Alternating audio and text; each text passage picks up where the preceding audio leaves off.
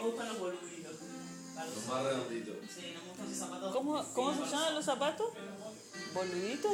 Sí, Boluditos. Ah, los zapatos boluditos. Bueno, ahí están los zapatos boluditos de Geraldo y los ronquidos Geraldo.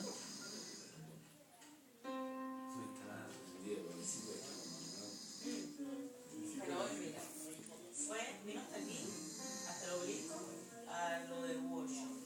Yo me fui a trabajar. Después, fuimos a Parque Norte. Liquidado, roncando. 3 horas, 2 horas.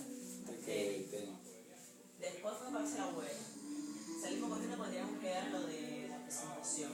Había un paro porque había un concierto de no sé qué cosa cerca de la casa y tuvimos que dar toda la vuelta para poder salir de la casa. Salimos de la casa, llegamos al concierto y la presentación no había nada.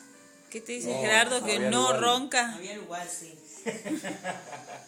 Hasta acá se escucha.